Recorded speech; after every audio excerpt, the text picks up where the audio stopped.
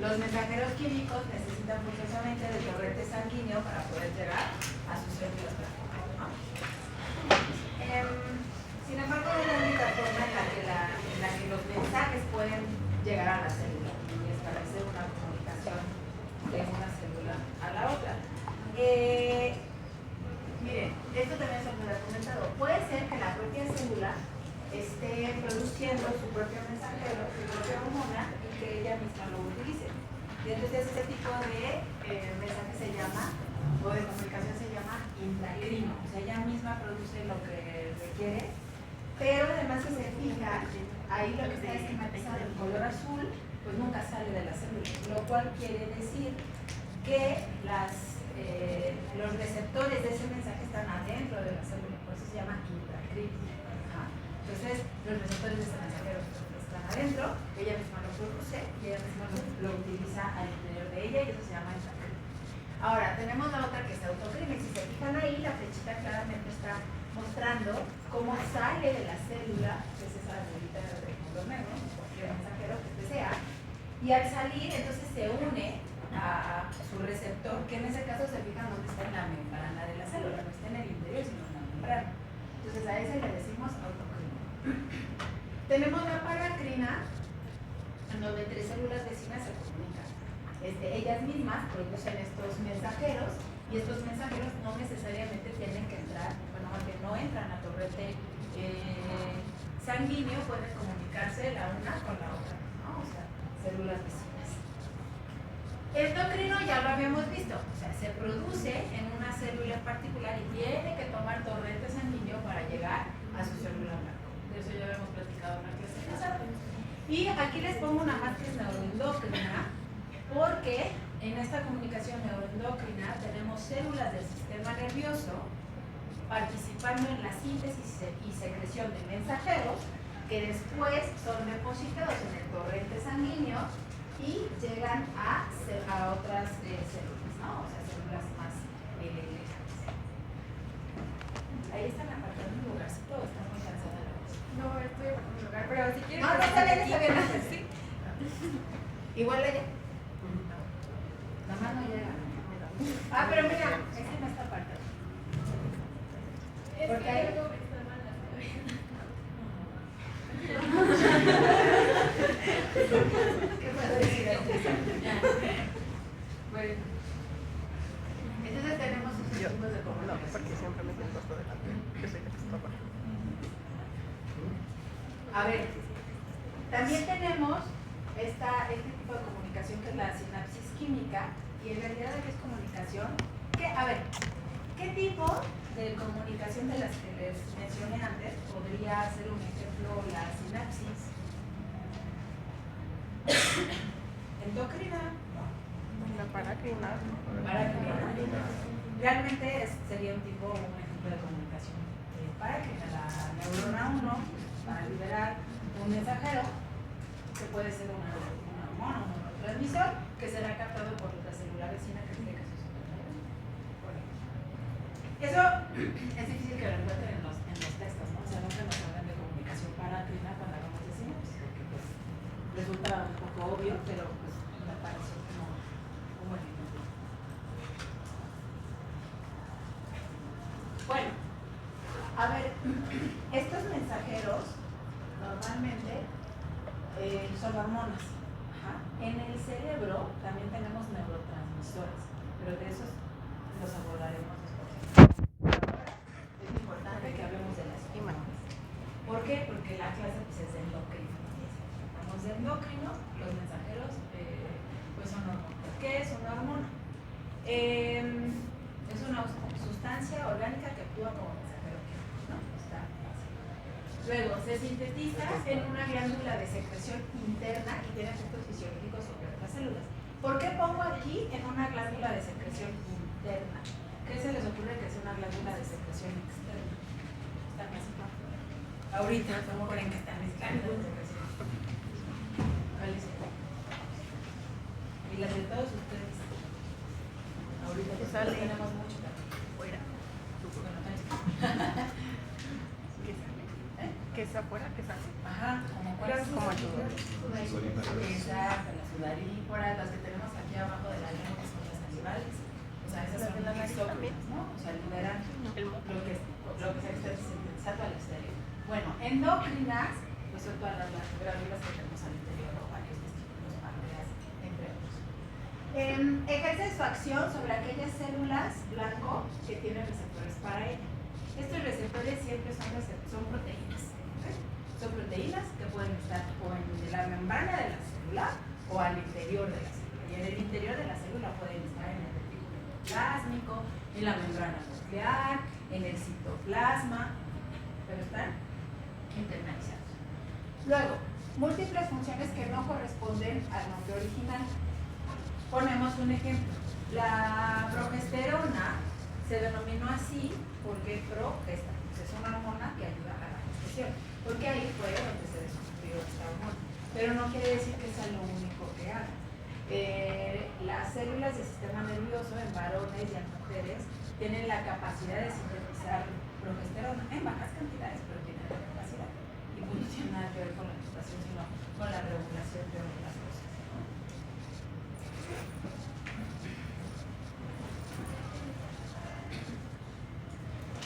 Bueno, ¿de dónde se sintetizan estas hormonas? Estas hormonas, su síntesis proviene de tres fuentes distintas. Puede ser hormonas de tipo proteico, y entonces obviamente estas requieren están codificadas en un gen, este gen se va a transcribir, después se va a traducir y vamos a tener hormonas, ¿no? Tenemos hormonas de tipo esteroideo. Por ejemplo, las hormonas sexuales son de este tipo esteroideo. También los glucocorticoides, como la dexametasona, los mineralocorticoides también son de este tipo de hormonas. Estas se sintetizan, por ejemplo, a partir del colesterol. Y el tercer grupo de hormonas son las que se derivan de aminoácidos. Aquí les pongo un ejemplo, la tiroxina y la epinefrina, que se sintetizan a partir de la tirosina. La tirosina es un aminoácido.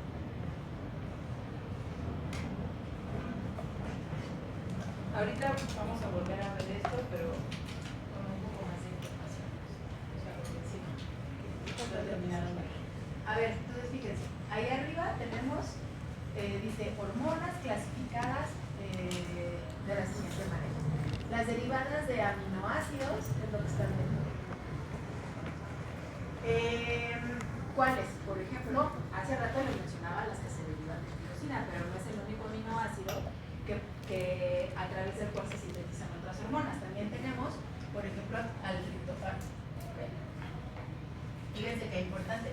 ¿Qué hormona se sintetiza a partir del triptófano? La melatonina, que es la hormona que necesitamos para inducir el sueño. ¿Okay? Bueno, las derivadas de tirosinas tenemos a las que denominamos catecolaminas. ¿Cuáles son las catecolaminas? Norepinefrina, epinefrina, que es lo mismo que adrenalina y noradrenalina. Es exactamente lo mismo. Y la dopamina. ¿Okay? Estas catecolaminas se derivan a partir de la tirosina. ¿Qué otra hormona se deriva a partir de la tirosina? La tiroxina con X. La tiroxina es una hormona que se sintetiza en la glándula tiroides. Entonces la tiroxina se sintetiza a partir de la tirosina. Eso lo vamos a ver cuando veamos esa síntesis. Bueno, esas son las que se sintetizan a partir de aminoácidos. Tenemos a las hormonas peptídicas. Dentro de las hormonas peptídicas tenemos dos tipos. Las glicoproteínas, por ejemplo, como la hormona luteinizante. ¿Qué es la hormona luteinizante? Es una gonadotrofina, y estas gonadotrofinas se sintetizan en la pituitaria o en la hipófisis, y son muy importantes para inducir en las gónadas, ya sea testículos o ovarios, pues la síntesis de hormonas que se llaman masculinas o femeninas. Este es un ejemplo de glicoproteína. ¿Qué otra? La hormona folículo-estimulante, que tiene también una función de inducir producción de hormonas sexuales y que también se sintetiza en la glándula pituitaria. La eritropoyetina, que se sintetiza en los riñones. Bueno, son algunos ejemplos de glicoproteínas. son hormonas, mensajeros químicos que son hormonas y que tienen una estructura proteica. También tenemos pequeñas proteínas, siguen siendo proteicas, pero son más pequeñas. ¿Cuáles? Por ejemplo, la oxitocina, la hormona antidiurética, la hormona del crecimiento, la insulina, el glucagón, son los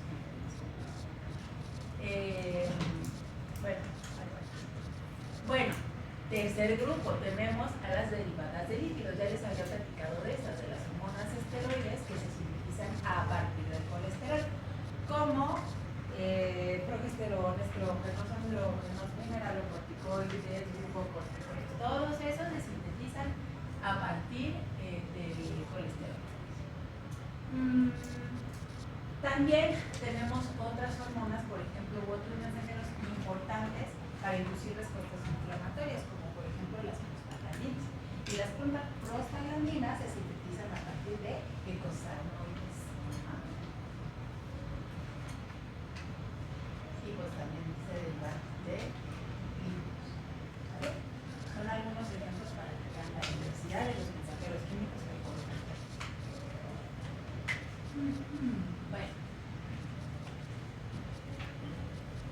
Ahora, les decía que las proteínas receptoras para estas hormonas pueden estar al interior de la célula o en la membrana de la célula. ¿Qué tipo de receptores unen a todas estas tipos de hormonas? Bueno, los receptores en la membrana, tenemos receptores en la membrana, que son estos y van a ser muy clásicos, los vamos a ver en un montón de sistemas. Estos receptores se llaman receptores acoplados a proteínas G, que les vamos a ver que es una proteína G, o receptores de 7 dominios transmembranares, que se ponen a contar la cantidad de veces que esas asas cruzan la membrana, van a ver que son 7, ¿no? 1, 2, 3, 4, 5, 6, 7, por eso se llaman receptores de 7 dominios transmembranares. Y estos receptores de 7 dominios transmembranares están acoplados a una proteína trimérica que está compuesta por esta subunidad alfa y el dímero beta gamma, que se llaman proteínas G. Ahí las ven ya disociadas, el dímero beta gamma disociado de alfa, pero en realidad cuando no está activa están las tres unidades, alfa, beta y gamma. ¿Vale?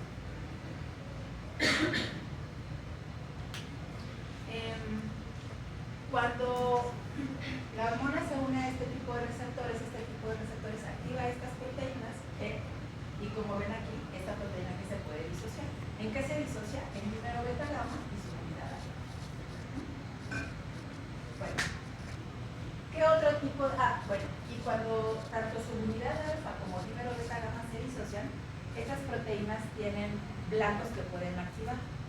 Es decir, tienen proteínas efectoras que tienen un efecto cuando este dímero beta gamma o la alfa tienen interacción con otras proteínas, las pueden activar y bueno, se activan e inducen una serie de cascadas de señalización.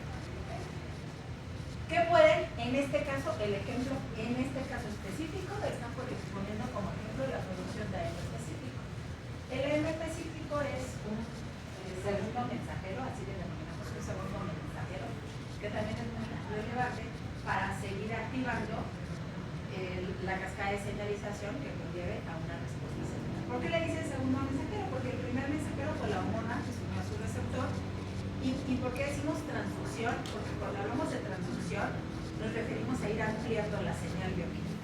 Entonces la señal empezó con la hormona uniéndose a su receptor y luego esto se fue amplificando hasta liberar un segundo mensajero, que en este caso es el AMP específico, que ahora amplifica esta señal y va a actuar sobre otras proteínas para seguirlas prendiendo y que sigan sucediendo funciones celulares o que se induzca una función celular en particular. Ok, ese es un tipo de receptores que encontramos en la membrana. Otro tipo de receptor que encontramos en la membrana son estos receptores que se llaman receptores con actividad de tirosinacinasa. ¿Qué quiere decir sinasa? ¿Alguien sabe? Si yo digo sinasa. O una muy mala traducción, quinasa. ¿No? Nadie sabe qué es una sinasa. O sea, no tienen porque saben lo que no. Exacto. Una proteína sinasa es una proteína que tiene una actividad enzimática que le permite fosforilar a otra proteína. Estos receptores que tienen la actividad de proteína sinasa, así se llaman, porque tienen la capacidad de fosforilar a otras proteínas. Cuando su ligando se une, que ahí les están poniendo el ejemplo de lectina, que es una proteína, que es una hormona de tipo peptídica o de tipo proteico. Cuando la lectina se une a su receptor, este receptor se fosforila en diferentes puntos, ¿verdad? Estos circulitos de color rojo con una P ahí, pues están identificando estos sitios en donde se fosforila el receptor. ¿Cómo es que este receptor se puede fosforilar? Bueno, estos receptores son monómeros.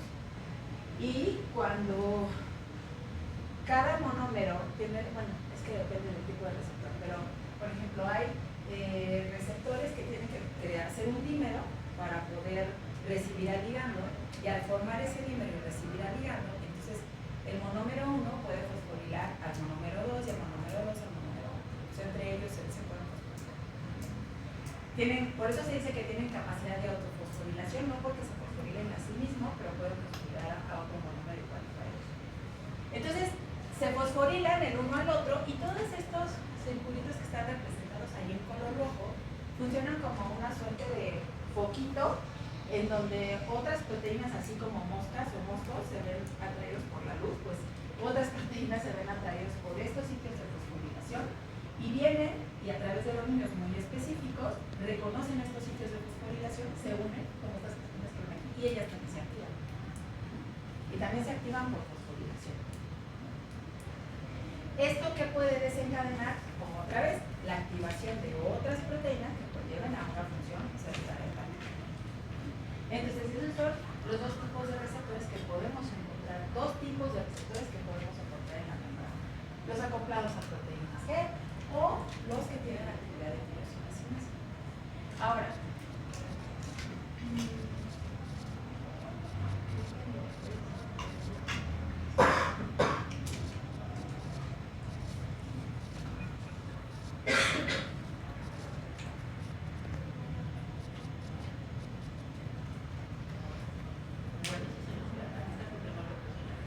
a ver, hay también otras proteínas receptoras que también pueden unir a otro tipo de mensajeros. Ahora voy a hacer una confesión. Por ejemplo, en el sistema nervioso tenemos las células del sistema nervioso, neuronas o la glía, tienen receptores para neurotransmisores. Esos receptores para neurotransmisores pueden ser de este tipo, pero también pueden ser canales iónicos que unen a este neurotransmisor y eso provoca que se abra un canal iónico, y al abrirse el canal iónico, si recordamos la célula, si le ponemos un medidor de voltaje, podremos ver que el voltaje al exterior de la célula es positivo y al interior de la célula es negativo, y eso quiere decir que la célula está polarizada, tiene dos polos, un negativo adentro y positivo afuera. Si se abren estos canales iónicos, pues la célula se despolariza, tiene esta polaridad. Solamente los iones van a ir más concentrados a menos concentrados, esa cambia la polaridad de la célula se despolariza, ¿no? Cuando se abren esos canales. Se los comento porque estos no son los únicos proteínas receptoras que tenemos en las células. En las células del sistema nervioso central y también periféricos también tenemos estas otras células que funcionan como estos otros tipos de receptores que pueden funcionar como canales iónicos. Bueno. ¿Qué tipo de receptores tenemos al interior de la célula? Son receptores que se conocen como receptores nucleares, aunque hoy en día sabemos que estos receptores pueden estar en el citoplasma de la célula o al interior del núcleo. Estos receptores nucleares, que se denominan receptores nucleares, en realidad son factores de transcripción. Todos estos receptores intracelulares funcionan como factores de transcripción. O sea, los receptores nucleares, que se llaman así, todos son factores de transcripción. ¿Y qué es lo que pasa? Normalmente las hormonas que son lipofílicas pues pueden difundir, ¿no?, a través de la membrana, no necesitan ningún tipo de transporte específico, porque son hipófitas, no se pueden difundir a través de la membrana lipídica. Al difundir a través de la membrana lipídica, pues pueden al interior de las células encontrar a sus receptores, suponiendo que estuvieran en el citoplasma, en muchas células sí, están en el citoplasma, unen a su hormona y esta unión a la hormona activa estos receptores que después viajan al núcleo y se pueden unir al DNA en elementos de respuesta muy específicos. Si fuera un receptor, por ejemplo, a estrógenos, pues entonces estos elementos de respuesta se denominarían elementos de respuesta estrógena. Si fueran a glucocorticoides, pues serían elementos de respuesta glucocorticoides, dependiendo de la hormona que pueda difundir y llegar. Como les decía, en muchas células los receptores están en el citoplasma y viajan al núcleo, y en muchas otras células están tanto en el núcleo como en el citoplasma. En otras células solo están en el núcleo, pero el punto es que siempre están en receptores. Y funcionan como factores de transcripción. Bien.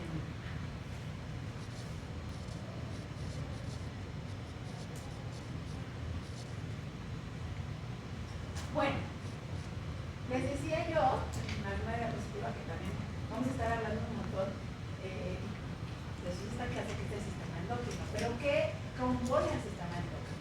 Bueno, de entrada, un conjunto de órganos y tejidos capaces de producir hormonas. ¿Tienen relación con el sistema nervioso central? Pues sí, porque hay muchos ejes que les platicaba la clase pasada, cuya señal empieza en el hipotálamo, que es una región del cerebro, pues va hacia la pituitaria, que aunque le prestan una sillita en el cerebro que se llama silla turca y ahí la reciben, en realidad no es parte del sistema nervioso.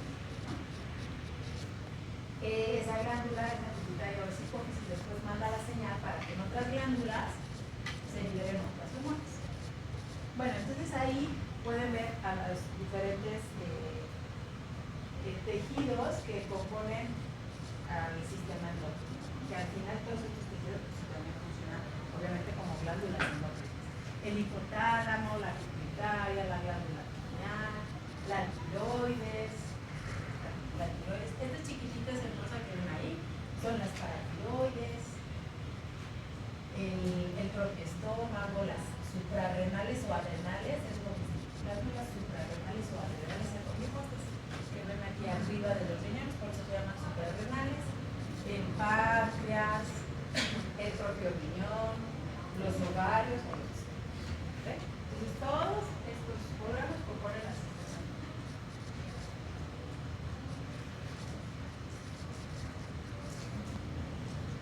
Les hablaba yo de los ejes neuroendocrinos en donde participa el hipotálamo. Fíjense, el hipotálamo es parte de una estructura del cerebro que se llama telencéfalo. El telencéfalo diríamos que es toda la corteza, o sea, todos estos surcos y circunvoluciones, todo esto es la corteza y digamos en la parte media interna del cerebro tenemos esta gran estructura que se llama el diencéfalo que aloja el hipotálamo. El hipotálamo va a producir factores que se denominan factores liberadores. Pero en general siempre que ven un factor liberador D o estimulante D, viene del hipotálamo. Se sintetiza y se libera del hipotálamo. Después del hipotálamo lo que hace es mandar este mensaje de estos factores liberadores a la hipófisis. Y aquí, ojo, la hipófisis tiene dos secciones. Una sección que se llama adenohipófisis y otra sección que se llama neurohipófisis. Adenohipófisis y neurohipófisis. Ahora, ¿quién participa en estos ejes? Bueno, olvídense. Adenohipófisis y neurohipófisis. ¿Por qué una se llama adenohipófisis y otra neurohipófisis? Bueno, en realidad la neurohipófisis se llama así porque en el hipotálamo las neuronas que producen hormonas como la vasopresina y la oxitocina, se producen en un núcleo específico que está en el hipotálamo. Cuando se producen oxitocina y vasopresina, estas van y se liberan en la neurohipófisis, y la neurohipófisis sirve como su reservorio. En realidad la neurohipófisis nunca la sintetiza, solo están ahí, guardadas para cuando se necesitan. En el caso de la adenohipófisis, cuando el mensaje del hipotálamo viene de este factor liberador, ahí sí tienen que tomar pequeños vasos sanguíneos que comunican al hipotálamo con la adenohipófisis. Si hay vasos sanguíneos implicados, estamos hablando de complicaciones. Entonces, el hipotálamo sintetiza factores liberadores, recorren vasos sanguíneos y llegan a la adenohipófisis. ¿Qué pasa en la adenohipófisis? Llega un mensaje de que se tiene que sintetizar una hormona, otra hormona. Una hormona X. ¿Okay? Se sintetiza esa hormona X por el mensaje que llegó del hipotálamo y después esa hormona X va a tener acción ya sea sobre todos estos tejidos, ¿no? A ver, esa hormona X obviamente no va a ser la misma siempre, o sea, va a depender del mensaje que le haya llegado del hipotálamo. Si el hipotálamo le dijo factor, si el hipotálamo le dijo a la hipófisis, ahí te va factor liberador de tirotropinas, factor liberador de tirotropinas. Entonces, ¿qué se liberaría en la... ¿Cuál sería el mensaje que recibiría la adenohipófisis? Pues tienes que liberar tirotropinas, ¿no? Entonces, la adenohipófisis, ¿qué hace? Sintetizar esas tirotropinas y entonces en ese caso, ¿cuál sería el órgano blanco de esas tirotropinas, por ejemplo? Pues sería la hormona, serían las suprarrenales. Y ya luego vamos a ver qué hacen las suprarrenales después de ese mensaje. Pero así, o sea, va a depender de qué factor liberador le diga el hipotálamo a la hipófisis para que la hipófisis libere la hormona que vayamos a revisar y después esa tiene un mensaje sobre el siguiente órgano. Fíjense la cantidad de hormonas que puede liberar la adenohipófisis después de recibir el mensaje del hipotálamo. Puede liberar a esta hormona que se llama CTH, hormona adenocorticotrópica, TSH, hormona estimulante de la tiroides, hormona de crecimiento OPH, FSH y LTH, que son gonadotróficas. Ahorita mi intención es que no es que se las aprendan, solo que entiendan cómo va esta secuencia de eventos.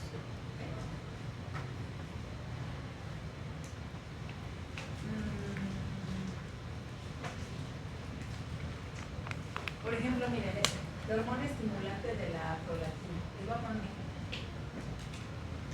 Cuando las mamás están amamantando a sus bebés,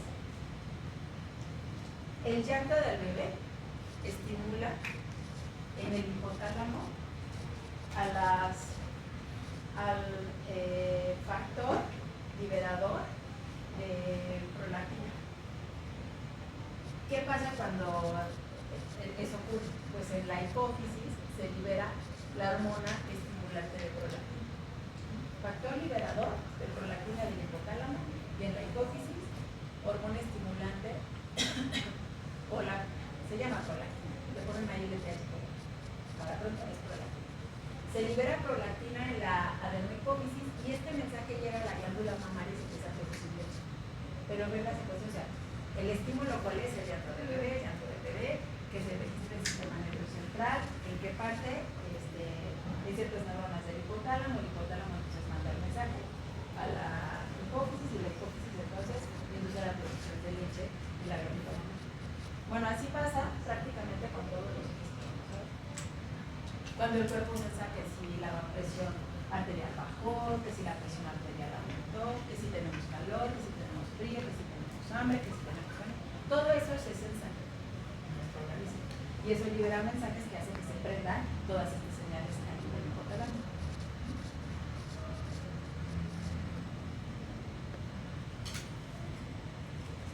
Bueno, fíjense. ¿Dudas? ¿No? ¿Seguimos? Ok. Ahora fíjense. Sí. Miren, ya vimos los diferentes tipos de hormonas. Tenemos hormonas de tipo peptídico, de tipo esteroideo, o sea, que son reguladores de tipo. Y tenemos las hormonas que se derivan a partir de aminoácidos como la tirosina. Entonces, miren, fíjense. Acá. donde dice, ¿a qué receptor se une? Acá. Primero, localización del receptor. Entonces, fíjense, las hormonas peptídicas se unen a receptores, dice receptores de membrana, en la membrana celular. ¿Vale? Entonces, las hormonas peptídicas pueden unirse a receptores de membrana. ¿Qué receptores?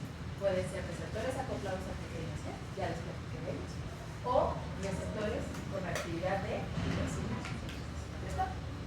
Las hormonas esteroides, aquí dice, se unen a el citoplasma o en el núcleo, porque ahí puede estar el receptor intracelular, y algunas tienen receptores en la membrana.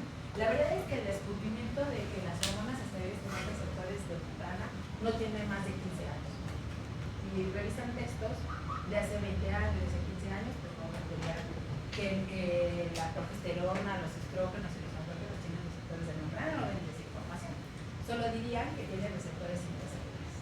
Bueno, ahora ya sabemos que tienen tanto receptores al interior de la célula como receptores de membrana. Nos vamos a centrar en este curso en la activación de los receptores intracelulares cuando vamos a hablar de este tipo de hormonas esteroides. En realidad no vamos a ver qué pasa si se unen a los receptores de membrana, pero esto es importante que ustedes sepan que tenemos receptores de membrana para esto. Bueno, receptores que se derivan a partir de aminoácidos, perdón, hormonas que se derivan a partir de aminoácidos, donde tienen sus receptores en la membrana celular si se trata de catecolaminas. ¿Cuáles eran las catecolaminas? Tirosina.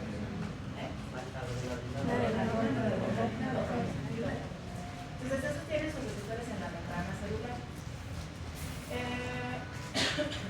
La tiroxina, la T4, que en realidad no es la hormona activa, sino la T3 es la hormona que se activa. O sea, normalmente tenemos muchos los niveles de T4. ¿Con qué intención? Pues con que nuestro metabolismo no esté acelerado de conversión.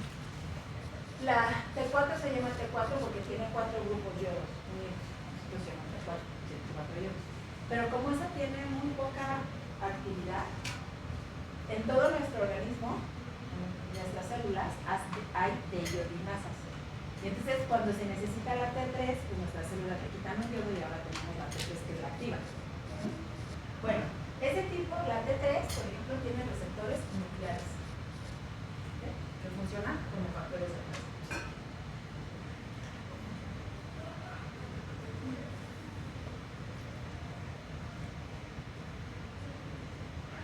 Ahora, fíjense su tiempo de vida media.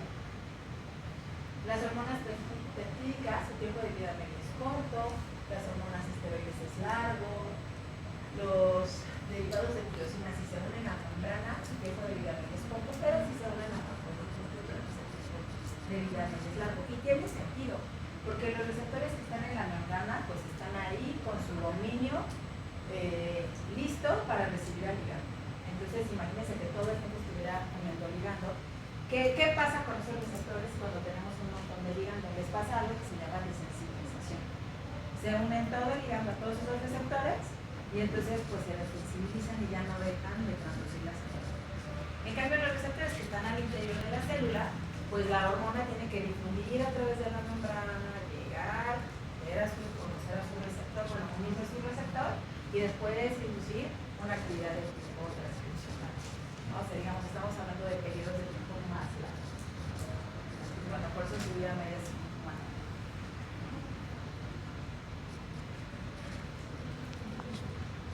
¿Dudas?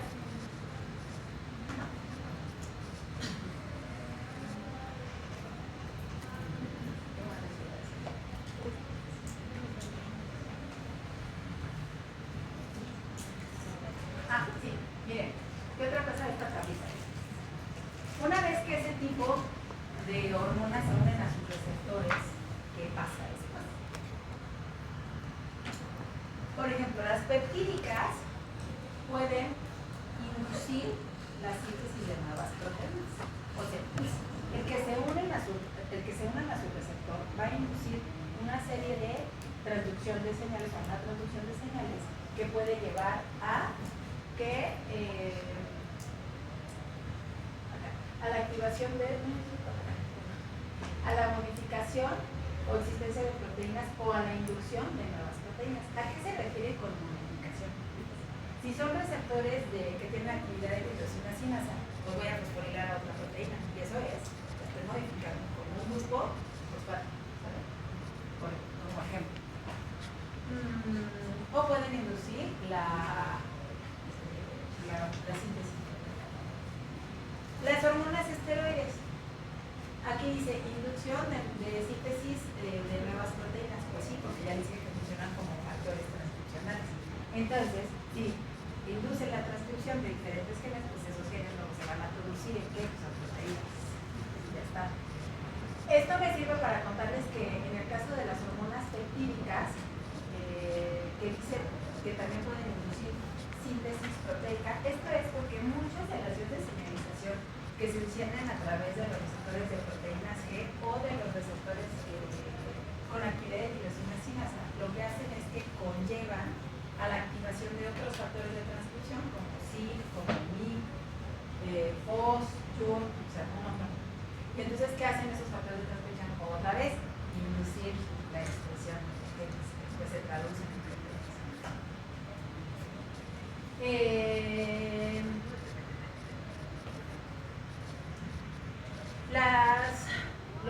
Las hormonas que se sintetizan a partir de aminoácidos como la tirosina, su respuesta o la respuesta que se induce celular es la modificación de proteínas existentes. Otra vez, estas catecolaminas se unen a receptores de membrana, y la adrenalina, la noradrenalina, la dopamina se unen a receptores acoplados a proteínas G, que a su vez inducen la activación de otras proteínas sinasas, pues se pueden ir y pegar el fosfato a las proteínas, a este tipo de proteínas. Si no solo a un grupo, pues se pueden inducir incluso acetilasas, y entonces también las proteínas se pueden modificar por acetilación, metilasas y proteínas también se pueden modificar por fosforilación. Hay un montón de modificaciones tradicionales, no nada más la fosforilación. Y estas hormonas tiroideas, aquí dice inducción de nuevas proteínas, ¿por qué? Porque ya les dije, como la T3 se une a su receptor intracelular, y este receptor intracelular es un factor de transcripción. ¿Qué hace el factor, este receptor intracelular? Pues inducir la transcripción.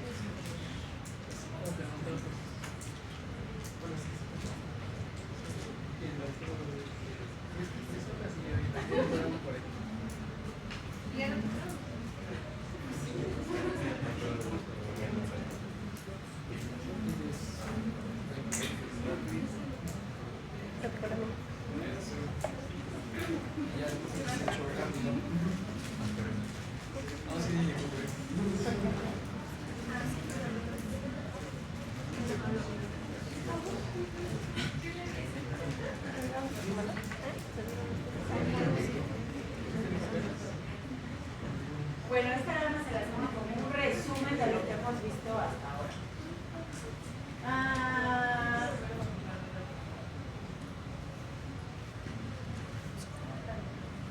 ¿A qué tipo de receptores se pueden unir los diferentes tipos de hormonas que ya vimos en las diapositivas pasadas?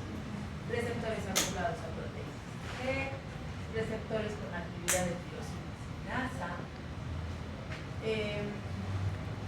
Ya les dije, no lo vamos a ver en el curso, pero también existen estos que funcionan como canales John, sobre todo que funcionan con transmisores, entonces abren canales John, entonces se utilizan a la célula. Y miren, están también estos otros, que aunque no los vamos a poner importante que ustedes sepan esto, que son los receptores a integrinas. Las integrinas son proteínas que tenemos en la matriz, bueno, que tienen los tejidos en la matriz celular. Y esas integrinas pueden pueden funcionar como ligandos de este tipo de receptores. ¿Y eso por qué sería importante? Porque resulta que estas integrinas que están en la matriz extracelular, al unirse a sus receptores, pueden inducir la remodelación del citoesqueleto. ¿Para qué nos serviría que el citoesqueleto de una célula se remodelara? Por ejemplo, para que la célula pueda migrar y llegar a otros órganos, ¿no? Y formar lamellopodios o frutipodios, que son estas prolongaciones celulares que no permiten a la célula moverse hacia otras zonas.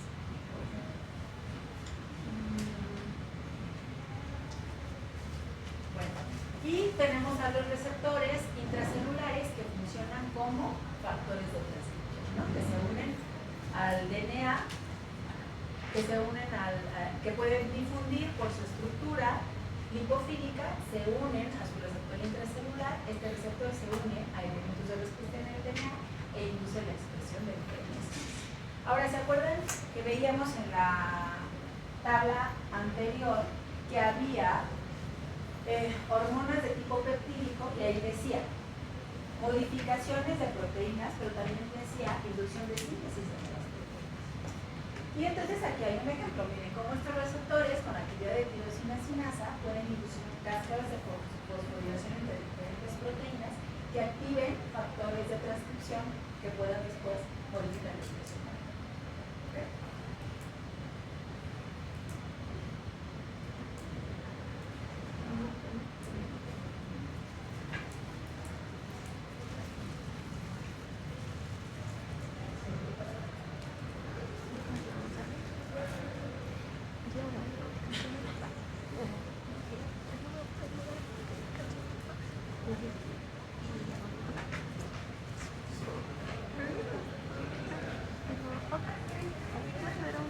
Bueno,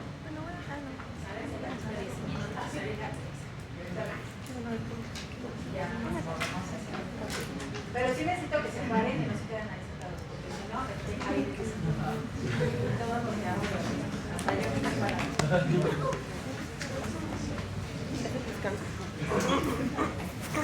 No pueden ver un estímulo que produce cambios en una variable. Vamos a poner un ejemplo: bajos niveles de estrógenos o bajos niveles de andrógenos. Esto va a ser detectado por los receptores. En este caso, el receptor no se está refiriendo necesariamente a una proteína como lo vimos anteriormente, sino a un sistema que puede sensar estos cambios en esta variable. En el caso de los estrógenos y de los andrógenos, el hipotálamo sí tiene receptores para estas hormonas. Las bajas concentraciones pues hacen que estos receptores estén inactivos y de alguna forma se sensa que no hay actividad, y entonces eso puede prender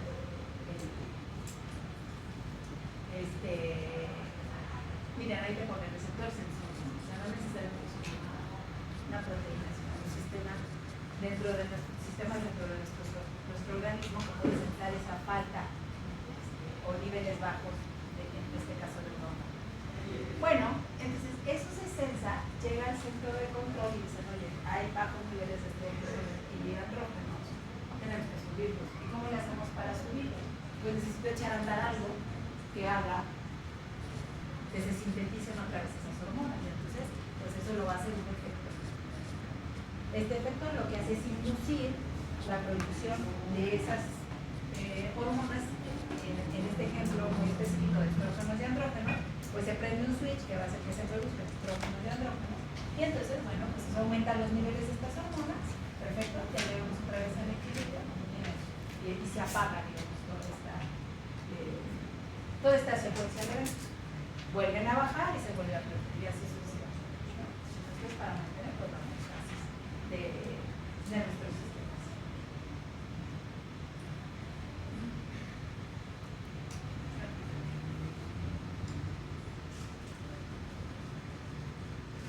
Miren, ahí está el hipotálamo, que como les digo, está en la zona del encéfalo.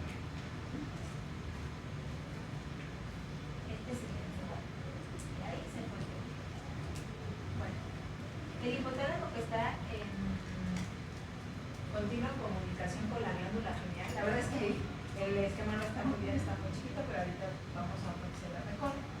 Esta glándula pituitaria o hipófisis, acuérdense que es lo mismo. Y tenemos después, arriba abajo, pues otra serie de glándulas que van a responder al mensaje de la hipófisis.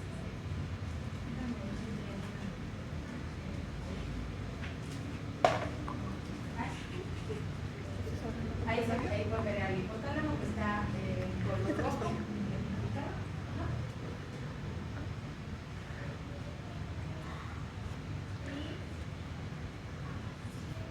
La hipófisis, ustedes dirían, es exactamente lo mismo, pero no. Si se fijan, la hipófisis tiene como esta forma de bolita. ¿Se van a fijar? Y el hipotálamo se va con chucha. Y está justo arriba de la hipófisis.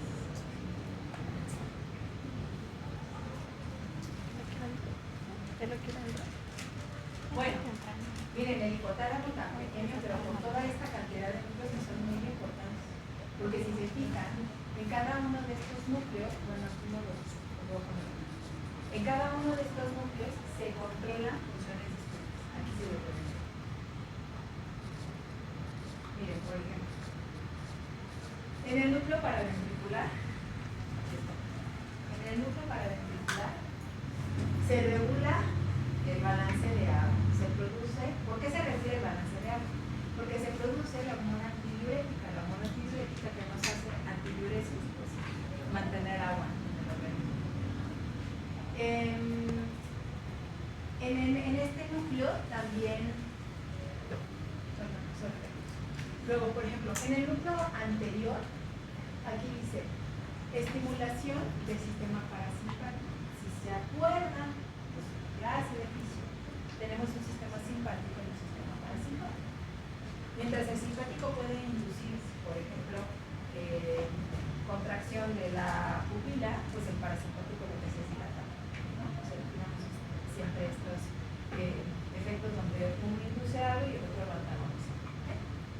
Y el sistema simpático parasimpático pertenece al sistema autónomo. Son reacciones que nosotros conscientemente no regulamos, como la frecuencia cardíaca, la frecuencia respiratoria, la contracción de todo el tracto digestivo, nada de eso lo hacemos de forma consciente, ocurre de forma autónoma.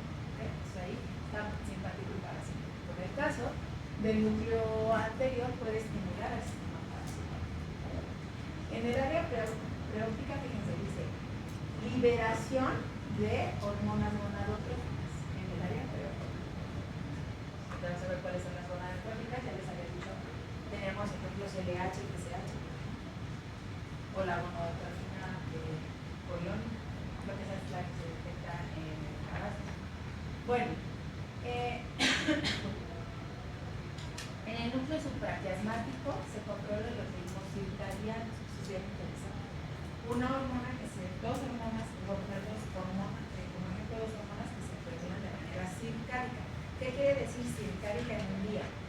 Cuando son procesos que se regulan por más de un día se llaman ultradianos, y cuando son procesos que se regulan en menos de un día se llaman intradianos. Intradianos.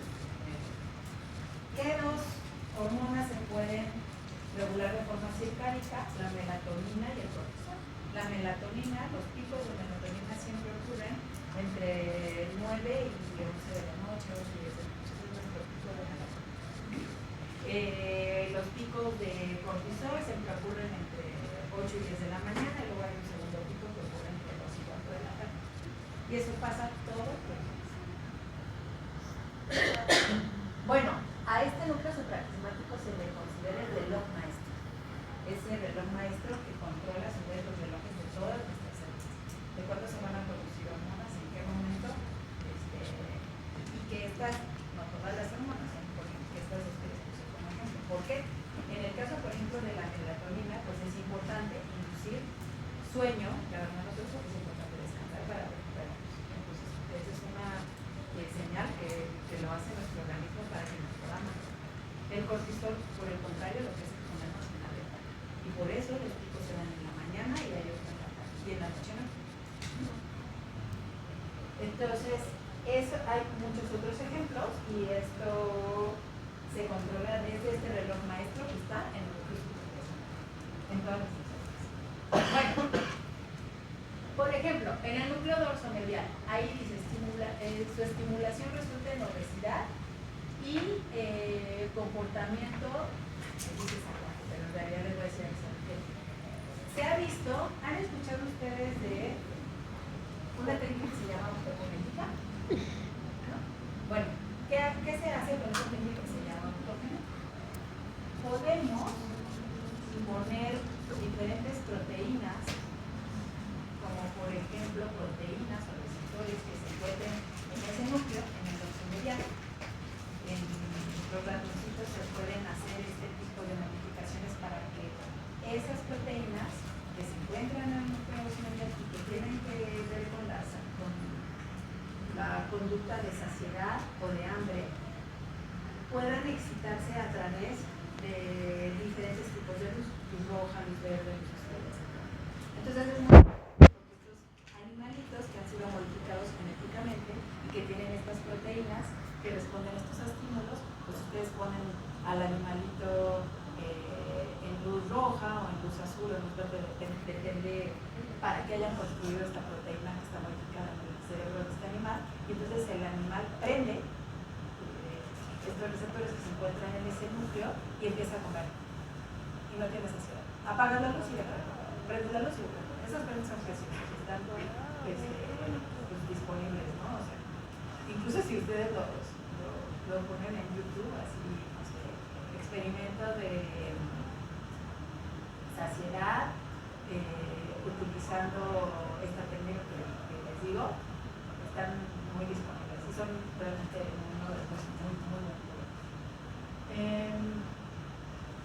experimentos de autogenética. Bueno, así es como se estudian estos comportamientos hoy día. A ver, dice ahí núcleo posterior, dice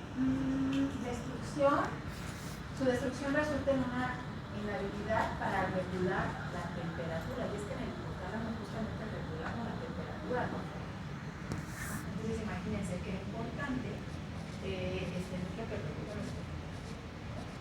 El núcleo, por ejemplo mamilar, dice, recibe información del hipocampo.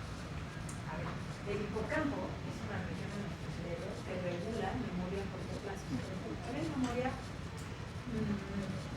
También procesos de cognición, pero memoria a corto plazo es muy importante, memoria espacial. ¿Cuál es la memoria espacial, por ejemplo? Cuando nosotros podemos recordar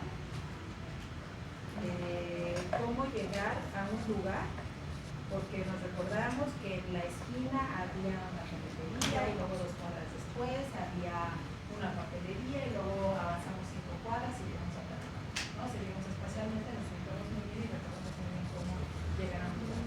La memoria de contexto también fue la memoria de contexto.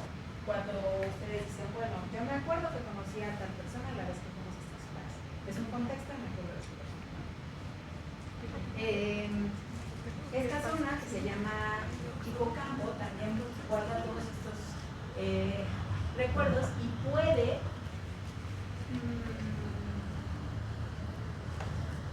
este hipocampo que tiene esta información puede comunicarse con el hipotálamo a través de estos cortes mamilares e inducir, voy a poner una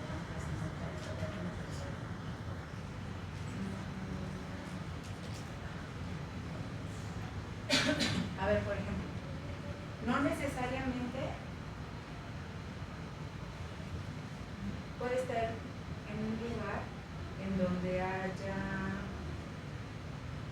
no mejor, puede ser que no tenga hambre, o sea, digamos, a nivel de saciedad estoy saciado. Pero, por ejemplo, ¿qué pasa si a pesar de no tener hambre, a ver, aquí nuestros compañeros están en la clase, si yo te pongo ahorita olor a carnita asada, aunque no tengas hambre, ¿verdad? Y entonces eso induce, por ejemplo, pues eso se comunica, ese recuerdo en realidad, ese es un recuerdo que tú tienes de algo que te gusta. Y entonces ese recuerdo se comunica con el hipotálamo y el hipotálamo puede inducir que tú comas hambre, realmente no tengas hambre. ¿Okay? Bueno,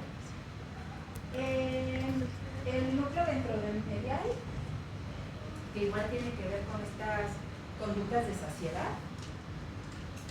El núcleo arcuato, que fíjense, dice, produce factores de liberación en el hipotálamo.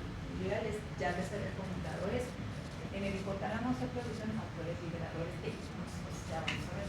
Pero entonces es importante que recuerden esto. En el arcuato son factores liberadores de y en el área preóptica son factores liberadores de gonadotropina. Son los núcleos diferentes. Preóptica, arcuato. Este se llama núcleo arcuato o núcleo arqueato. Fíjense que el núcleo dorsomedial y el núcleo ventromedial que tiene ahí están relacionados con estos comportamientos de saciedad o de hambre, tienen receptores para hormonas que se sintetizan en el sistema digestivo. Cuando nosotros comemos, en el sistema digestivo se sintetizan ciertas hormonas que a través del torrente sanguíneo pueden llegar hasta el hipotálamo y decir, no tienes que comer más. Justo se acuerdan cuando hablábamos de las hormonas anorexigénicas y orexigénicas. Pues son estas. Y estas hormonas anorexigénicas son las que pueden decir, para, ya no necesitas comer, y las orexigénicas las que inducen hambre. La insulina que se produce en el páncreas, que llega al torrente sanguíneo, la insulina puede llegar a estos núcleos. Y tienen neuronas con receptores para la insulina, que el mensaje para esa neurona es: tienes que transmitir la información de que no vamos a comer más. Es una hormona anorexigénica.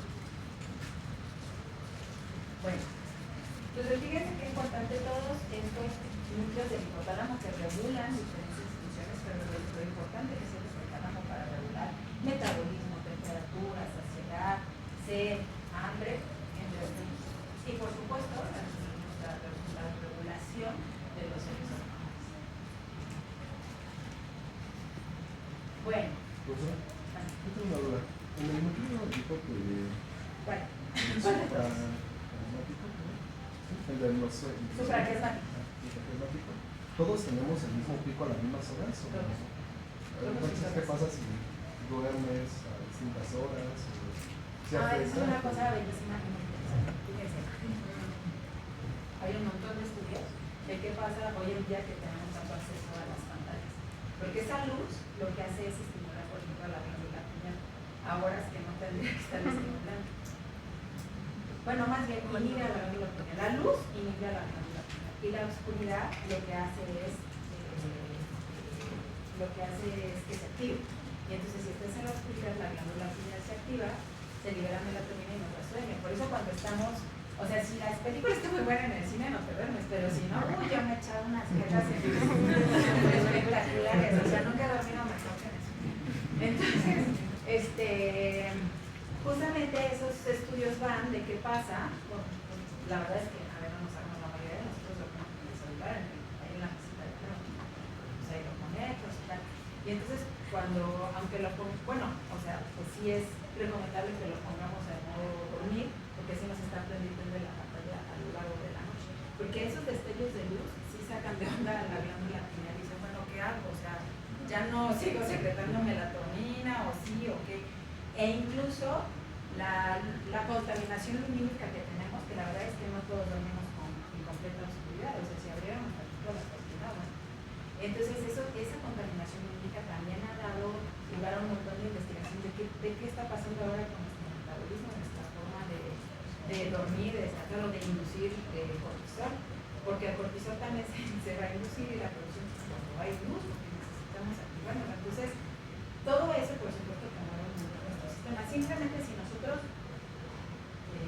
quienes hemos tenido la oportunidad de viajar a otro uso horario, en donde se mueva más de 8 horas, pues sí te lleva un ratito, o sea, te lleva al menos un par de días, tienes sueño, pero es de día o no, o es de noche, pero súper activo, porque, claro, tus sistemas están volviéndose a resetear y decir, pues yo ahorita producía melatonina, pero resulta que no, que tengo que producir las suprarrenales, tengo que mandar un mensaje para que se produzca cortisol y esta persona esté activa. Entonces todo eso, por eso nos lleva un día o dos, como que agarrar la onda, ritmos circadianos son muy válidos, o sea, un cambio de alimentación, un cambio de uso horario, un cambio en la forma de dormir. O sea, si ustedes van atrasando su forma de, la hora en la que se duermen, eso es una situación, ¿no? Porque entonces tu sistema dice, ok, no nos vamos a dormir a las 10. Tu ciclo circadiano se empieza a recorrer. Entonces luego nos cuesta mucho, bueno, a ustedes, les cuesta mucho trabajo, dices que ya no puedo dormir antes de las 12 de la mañana, pues no, o sea, ya empujaste al ciclo circadiano. O sea, tu ciclo circadiano ya no es como, o sea, digamos, todos nacemos y nuestros ciclos circadianos están así muy regulados. Y la forma en la que vamos creciendo y el entorno que tenemos, etc. Pero pues la verdad yo sé, ¿no? O sea, pegar a la facultad entre la fiesta y la presión de San Miguel y entonces pues sí. Y bueno, considero muchos hijos, porque yo tengo un hijo de su edad, entonces a las 2 de la mañana y sí, ya cállate. No tengo sueño. Ya sí.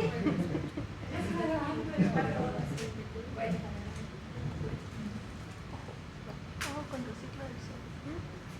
Ya se reveló. Funciones de los núcleos hipotalámicos. Hablábamos de, en esta clase vamos a hablar de los núcleos, que son los que nos interesan, que es el área preóptica y el núcleo cuarto. En el área preóptica se inducen factores liberadores de gonadotropina, mientras que en el núcleo 4 son factores liberadores de gonadotropina. Bueno, fíjense, y aquí está muy bien esquematizado lo que les decía de la comunicación entre el hipotálamo y la neurohipófisis. El hipotálamo aquí tiene estas neuronas que van a producir oxitocina, hormona y hormona antidiurética vasopresina, y oxitocina. Entonces se produce en el soma de estas neuronas, viaja a través de los axones y a través de estas terminales axónicas, pues lo vacía en la neurohipófisis y la neurohipófisis va a actuar como ese bol, ahí se van a quedar esas neuronas. Pero en el caso de la adenohipófisis, fíjense que es esta la adenohipófisis, también conocida como lóbulo anterior. Yo hago una relación entre adenohipófisis y lóbulo anterior, si no me acuerdo. Es lo mismo, ¿no? Adenohipófisis y lóbulo anterior. Del lóbulo posterior, pues ya, no es el que queda y es neurohipófisis. Entonces, fíjense ahí, el hipotálamo, en el caso del núcleo cuarto o del área preóptica, lo que hace es producir estas hormonas que van a entrar al torrente sanguíneo que comunica el hipotálamo con la hipófisis anterior, lleva el mensaje a las células de la hipófisis anterior para que la hipófisis anterior ahora produzca hormonas por el mandato que le da el hipotálamo, que si es un factor liberador de tirotropina, o un factor liberador de tirotropina, o una hormona liberadora de gonadotropinas.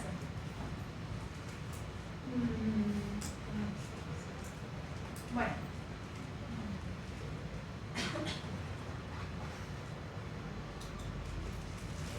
Ahora, esto es para que vean justo todo este sistema capilar que irriga, todo este sistema de vasos sanguíneos que irriga la adenohipófisis, ¿okay?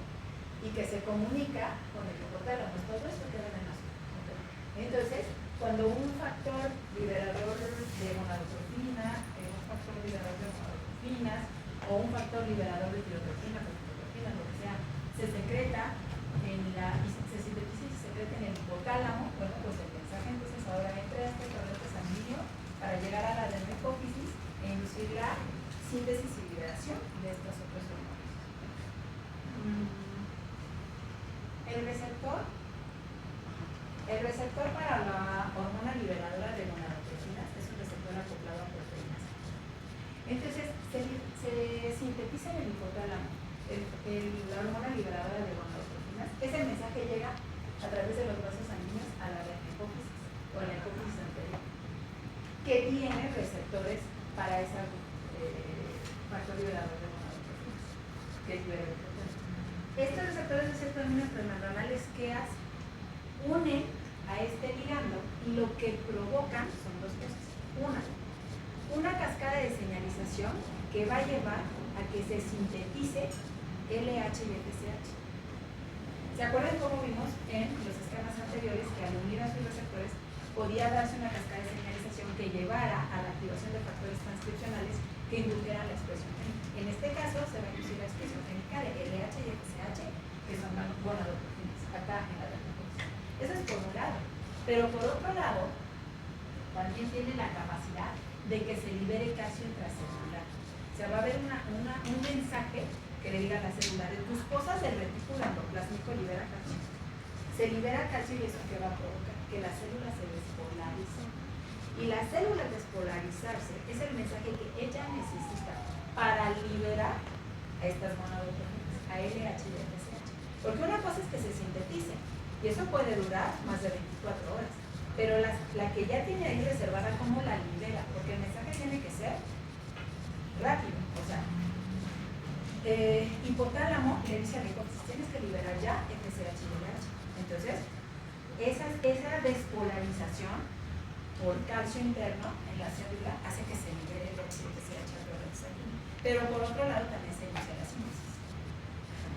Entonces se libera LH y FSH, que bueno, después también siguen a través del torrente sanguíneo y llegan a las gónadas.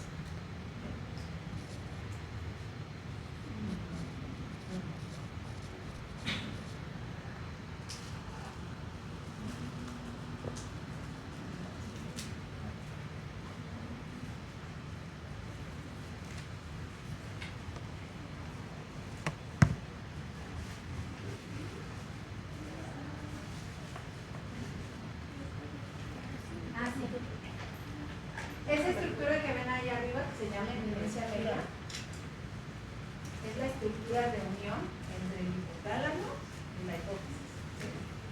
Aquí se la puso, una eminencia media. Es la estructura de unión entre el hipotálamo y la hipófisis. ¿Okay?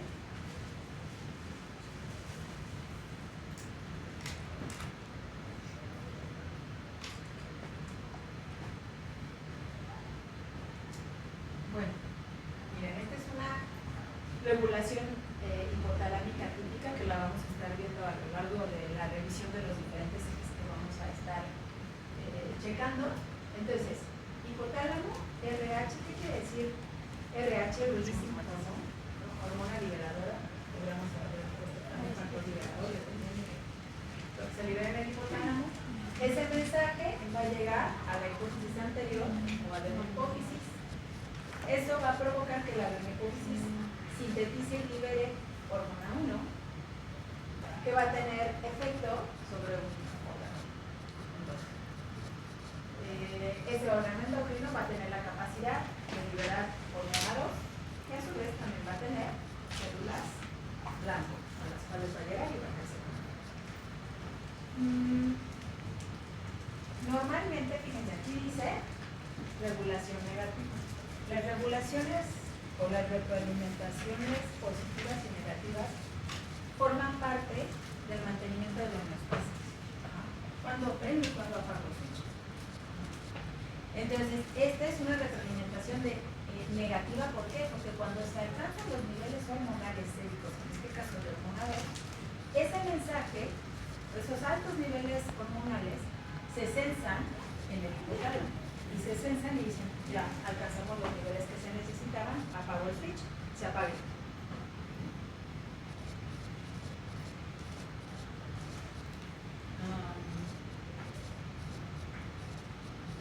Estos son ejemplos de hormonas liberadoras que se producen en el hipotálamo.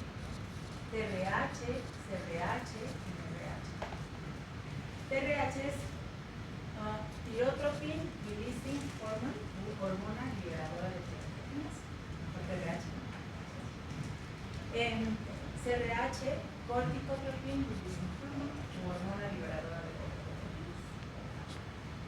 NRH, hormona liberadora de gonadotropinas. TRH y CRH se producen en el núcleo al 4 y esta en el área del hipotálamo. ¿Sí?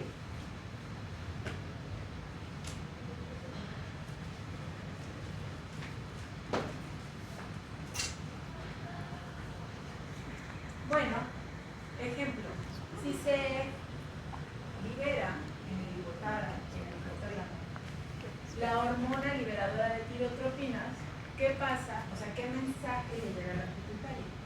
A la pituitaria le dice, tienes que sintetizar y liberar hormona estimulante de la tiroides, o TSH. ¿Qué creen que haga la hormona estimulante de la tiroides? En la glándula tiroides. Pues estimulante. Y entonces se produce T3 y T4. La hormona liberadora de corticotropinas lo que va a inducir en la pituitaria es a esta hormona que se llama hormona adenocorticotrópica, ACTH. ¿Qué hace la hormona adenocorticotrópica? Estimular a las glándulas suprarrenales para la producción de cortisol. GnRH en el hipotálamo, hormona liberadora de gonadotrofinas. Las gonadotrofinas se tendrán que producir en la pituitaria en la hipófisis, como que gonadotrofinas FSH y LH. Hormona folículo estimulante y hormona luteinizante. Eso hace que entonces en los testículos u ovarios se produzcan ya sea estrógenos en los ovarios, progesterona o andrógenos en los testículos. Tanto en ovarios y en testículos hay otra hormona que se produce que se llama inhibina, y la inhibina pues también se produce en este eje, ¿no? De hipotálamo, hipófisis, cortis.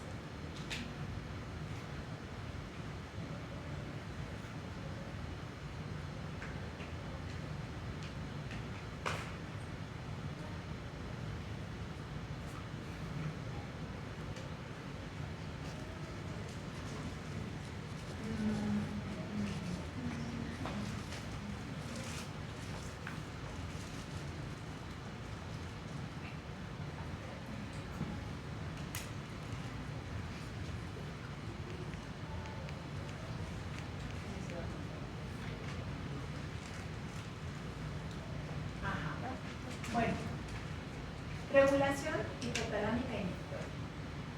Por ejemplo, si tenemos altos niveles de prolactina, por un lado, fíjense que interesante. Por un lado la prolactina inhibe a ese que se llama PRF. ¿Qué es el PRF? Es un factor liberador, pero también tiene un factor inhibidor, que es el VIH. Cuando la prolactina está muy elevada, entonces apaga el switch, y entonces lo que hace es apagar la producción del factor liberador de prolactina. Ya no se necesita, ya tengo mucha prolactina. Pero por otro lado, también lo que hace la prolactina es capaz, cuando se alcanzan esos altos niveles, es capaz de estimular al factor inhibidor de prolactina. Entonces, estoy regulando por dos formas. Una, estoy inhibiendo mi propia producción a través de un factor inhibidor, y la otra es a través de apagar el switch. Entonces se controla, digamos, estos dos niveles, ¿no? Bueno, ese es uno. En el caso de la hormona de crecimiento, también se conoce como somatostatina, hormona de crecimiento. Fíjense, la hormona de crecimiento en el hígado produce la secreción de estas hormonas que se llaman somatomedinas. Y estas somatomedinas, igual en el caso de la prolactina, cuando se alcanzan niveles altos, por un lado, esos niveles altos estimulan al factor inhibidor de su propia producción. Y por otro lado, apago el switch que induce también la propia producción de esa hormona. No en todos los ejes pasa esto, ¿no? Les estoy poniendo el ejemplo de estos dos en donde sí ocurre que por un lado los altos niveles de estas hormonas inducen a su inhibidor y por otro lado apagan el switch para su producción.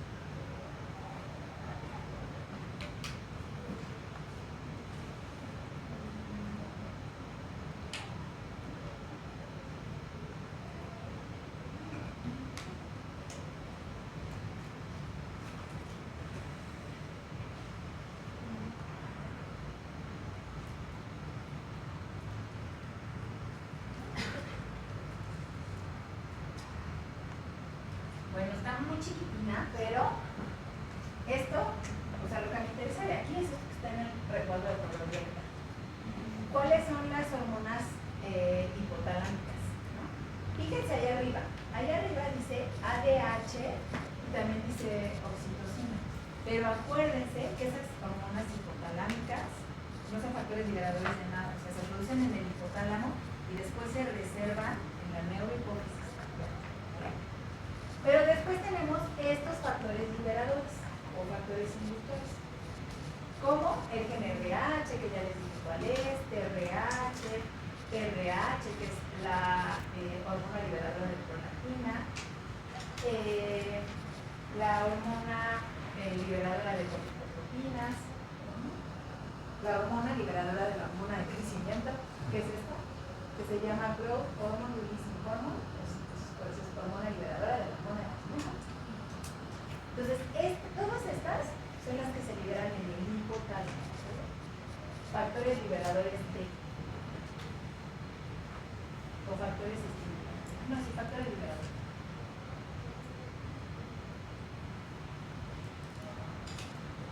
Y en la pituitaria, bueno,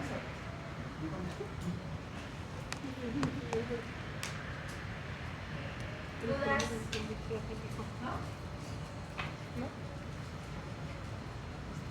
Bueno, como ven es un montón de información. O sea, ahorita ya 3 kilos de información. Entonces, si ustedes no le dedican un ratito a repasar lo que vimos en cada clase, pues se les va a juntar. Y cuando digan, ay, no lo saben, en 2 días, pues ya van a querer morir y van a tener que empujar su ciclo circadiano para no dormir 2 noches seguidas en el día. Entonces, bueno, vamos a tratar de ir repasando. ¿Sí? Bueno, entonces, ¿se acuerdan que les dije que yo hago un quiz después de cada clase? Vamos a usar una hojita chiquitita, o sea, pueden usar, son 3 preguntas, no las pueden preguntar. Yo les doy la pregunta y ustedes lo único que hacen es anotar la respuesta, nada más.